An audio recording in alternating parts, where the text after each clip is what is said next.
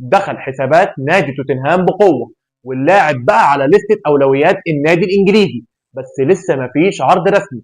السؤال المهم هنا، ليه عمر مرموش اختيار مهم للنادي الانجليزي؟ يلا يا تكاتستك هنشوف ايه القصه. بحسب صحيفه ذا صن البريطانيه بان عمر مرموش اختيار مهم، هو اول الاختيارات لنادي توتنهام في الانتقالات الشتويه القادمه. طبعا بعد اقتراب مانشستر سيتي من التعاقد مع انطوان سيمينيو من نادي بورنموث، ظهرت طبعا تكهنات واخبار بتفيد حول رحيل عمر مرموش لنادي اخر.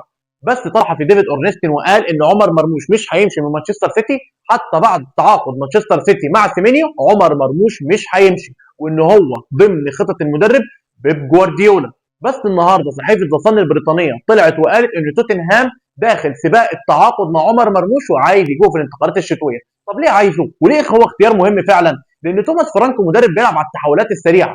توماس فرانك بيحب اللعيبه السريعه جدا، تمام؟ فعشان كده عايز عمر مرموش، لان عمر مرموش لعيب سريع جدا، بالاضافه ان عمر مرموش كمان بيلعب جناح شمال. ان توتنهام عندهم ازمه في الجناح الشمال، مرات يلعبوا طبعا يلعبوا ريتشارلسون، مرات طبعا يلعبوا ب 3 4 2 1 ويطيروا الباكات. فهم عشان كده محتاجين عمر مرموش خلال الفتره الجايه. السؤال بقى هنا ليكم انتوا يا تكاتستيكا، هل لو توتنهام خد صفقه عمر مرموش تفتكروا الصفقه دي هتنجح ولا لا؟